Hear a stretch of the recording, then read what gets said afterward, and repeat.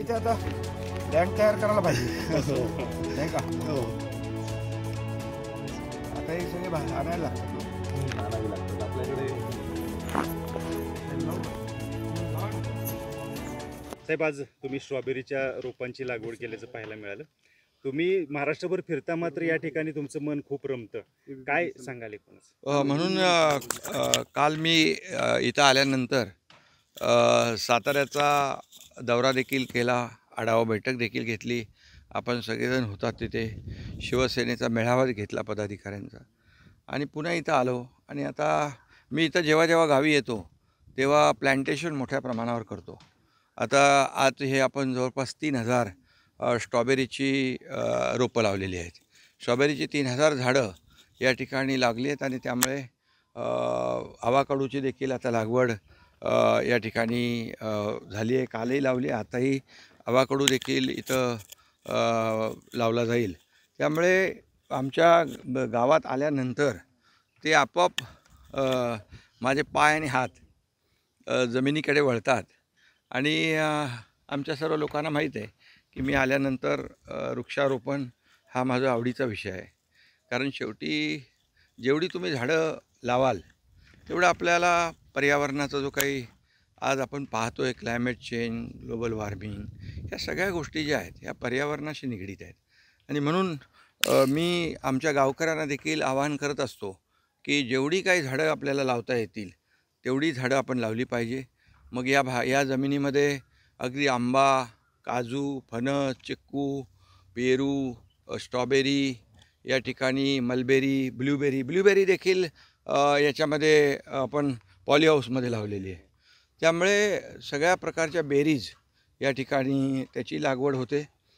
Even इथं काजू होतात चांगल्या प्रकारचे. या ठिकाणी पपईचं मोठं चांगलं पीक येऊ शकतं आणि मोठ्या प्रमाणात ती झाडं लावली. नारळाची झाडं आपण लावली आहेत, सुपारीची झाडं लावली आहेत. त्याचबरोबर चंदन आहे, रक्तचंदन आहे, अगरवूड आहे. इवन आता सफरचंदाचं लागवड आम्ही केली. त्या सफरचंदांना देखील झाडांना फळं लागली. आता देखील फुलं त्याला येत आहेत. त्यामुळे या जमिनीमध्ये अगदी भाजीपाल्यापासून फळावळपासून अगदी भाताची लागवड, नाचणीची लागवड, गहू, सगळ्या प्रकारची शेती इथं होते. आणि ही आता आम्ही जी करतो आहे ती नैसर्गिक शेती आहे. इथं कुठलंही खत, केमिकल नाही आहे. ही सगळी ऑर्गॅनिक आहे. आणि त्यामुळे याचं एक शरीराला देखील, म्हणून आपण शासनाने देखील आम्ही निर्णय घेतला आहे, एक टार्गेट ठेवलं आहे 25 लाख हेक्टर सेंद्रिय शेती झाली पाहिजे. आणि मला वाटतं त्याच्यामध्ये मोठ्या प्रमाणावर आपल्याला यश मिळेल आणि त्याच्यातून शेतकऱ्याला देखील मोठ्या प्रमाणावर पैसे मिळतील. बांबूची लागवड आपण मोठ्या प्रमाणात, काल मी आढावा घेतला जिल्हाधिकाऱ्यांकडून, तर जवळपास 9000 हेक्टरच्या शेतकऱ्यांनी कन्सेंट दिलेले आहेत आणि बांबूची लागवड देखील मोठ्या प्रमाणावर होते. आता बांबूला आम्ही उद्योगाचा दर्जा दिलेला आहे कालच्याच कॅबिनेटमध्ये. त्यामुळे बांबूचे बाय प्रॉडक्ट जे आहेत त्याला मोठ्या प्रमाणावर चालना मिळेल आणि उद्योगाचा दर्जा मिळाल्यामुळे शेतकऱ्यांना त्याच्यातून मोठ्या प्रमाणावर फायदा होईल.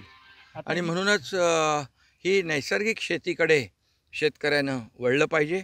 आणि त्याचाच आता पुढचं जे काही काळाची गरज आहे आणि समाजाची गरज आहे नैसर्गिक शेती. आणि त्यामुळे इथं मी तो नैसर्गिक शेतीचा प्रयोग या ठिकाणी करतो आहे. आमचा श्रीकांत खासदार तो देखील इकडे आला की हे सगळं जे काही मोठ्या प्रमाणावर वृक्षारोपण केलं आहे, झाडं लावलेली आहेत, याला त्याने खूप याच्यामागे त्याची मेहनत आहे. साहेब तुमचं दरवेळी आता तुम्ही जी फळ लागवड करताय त्याच्यावर प्रक्रिया करण्याचं सुद्धा तुम्ही मगाशी बोलल्याप्रमाणे त्या ज्या फळं आहेत त्याच्यावर प्रक्रिया करून त्याचे उत्पादन सुद्धा इथं तुमच्या डोक्यात असं ते मी काही लोकांशी चर्चा केली आहे. कारण शेवटी कसं इथून जे काही फळं आहेत किंवा शेतीचा माल आहे, जे शेतकरी पिकवून त्याला बाजारपेठेत पुणे, मुंबईकडे नेत असताना त्याचं ट्रान्सपोर्टेशन त्याला परवडत नाही आणि त्यामुळे तो त्या शेतीकडे वळत नाही.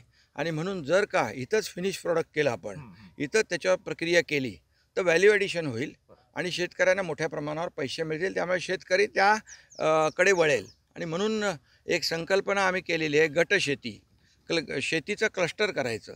एक 50-100 शेतकऱ्यांना एकत्र करून त्यांना जी काही मदत करायची ती मदत आपण करू आणि ते जे येणारं जे क्रॉप आहे, पीक आहे, फळं आहेत, त्याचं इथंच प्रोसेसिंग करू आणि त्यामुळे ते व्हॅल्यू ॲडिशन झाल्यामुळे याचा बेनिफिट शेतकऱ्यांना होईल.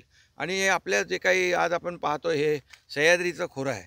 सह्याद्री व्हॅलीमध्ये जवळपास 350 प्रकारची आयुर्वेदिक औषधी वनस्पती आहे आणि आयुर्वेदिक औषधी वनस्पती जी आहे ती देखील इथं ज्या काही आयुर्वेदिक कंपन्या आहेत त्यांना देखील अशा प्रकारच्या ज्या आयुर्वेदिक वनस्पती आहेत त्याची लागवड केली आपण.